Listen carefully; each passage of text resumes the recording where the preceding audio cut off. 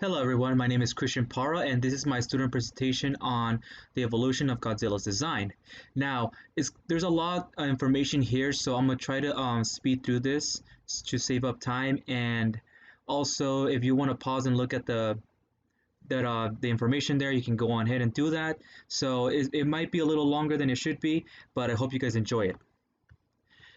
There are currently three eras of the Godzilla owned by Toho, the Toho company right here, and that is the Showa era, the Heisei era, and the Millennium era.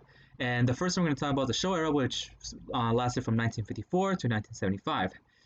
Godzilla is depicted as an enormous, destructive, prehistoric sea monster awakened and empowered by nuclear radiation.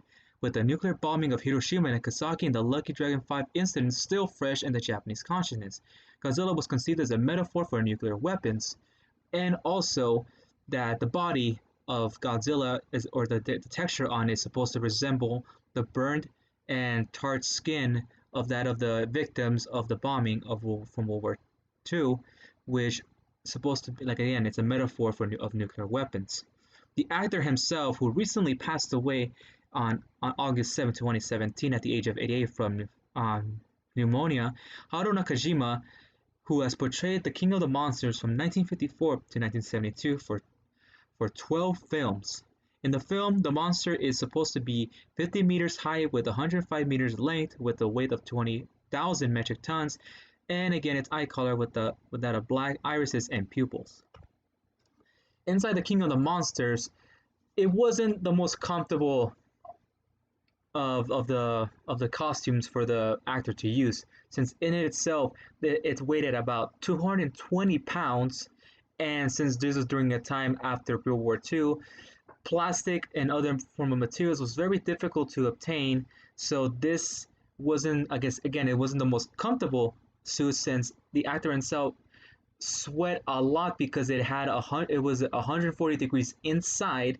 Not to mention that he passed out several times on film and again, since the material wasn't that great, it caught on fire and it fell, and the pieces of the suit fell off that you can actually be viewed within in the films. The Showa era was considered to be one of the more kid-friendly of the eras, because this during the time when the kids wanted to see more, wanted to be watching a lot of the monster movies. So the people behind the film decided to create Godzilla's head design to be more friendlier than scary looking, which is why in several films he has these very dopey looking faces that he has. Also, this is during a time when a lot of the films weren't exactly like. It was very strange. It's very difficult to explain because a lot of it really had to do with the plot. The Heisei era ran from 1984 to 1995, played by Kenpachiro Satsuma. This version of Godzilla is a member of a species of dinosaurs called Godzillosaurus that was mutated by exposure to nuclear radiation, and its height basically was different each film, since there was no actual continuity to it, which from 80 meters to 100 meters. And this version of Godzilla was known as a Godzillosaurus. The suit itself is considered to be the best version and the best design because by both fans and the creators of the suit, because it was easily repairable, plus it was 100 pounds lighter, but it still was really hot for the actor. So again, there will be moments in the film and films where the actor will have to take a break and had to take off the suit itself.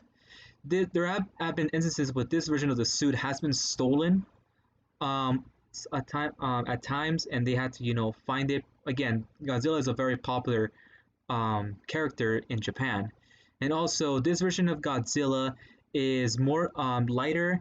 It has a more since it is not in a kid-friendly era, has a more vicious looking face, as you can see here, and it's a little more bigger and wider from the body and from the sides of the hips. The Millennium era ran from 1999 to 2004. This version brought back the actor Haruo Nakajima once again, and this version of Godzilla had more of a reptilian and feline look on the face and the body. with only one version of the film, one version of the series had him go back to its original 1954. And again, this version of Godzilla was also much lighter, was still using some of the same material and being much more skinnier. And also, since the material was more flexible, it allowed for a little bit more movement. In 1994, there was an original attempt of making an American adaptation to the King of the Monsters, but this was originally supposed to be the first CGI Godzilla movie, where the monster was instead of being worn by a guy in a rubber suit, it was being CGI. Now, this version of the film never came into theaters or never saw the light of day. There was in fact a script made for it, and the design here, as you can see, was supposed to be more of a dinosaur feel than just being a giant lizard-looking monster.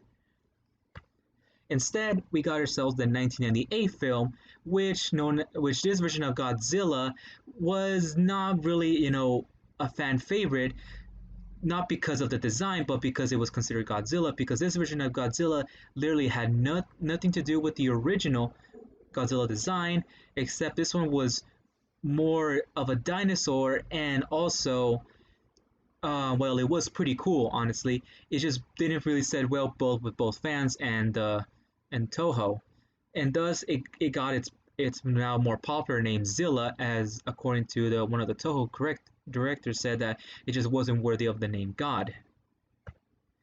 There were also two animated series, with the first one being in 1978 from Hanna-Barbera, again being more kid-friendly, and it's the only one being the one first of the second being an animated.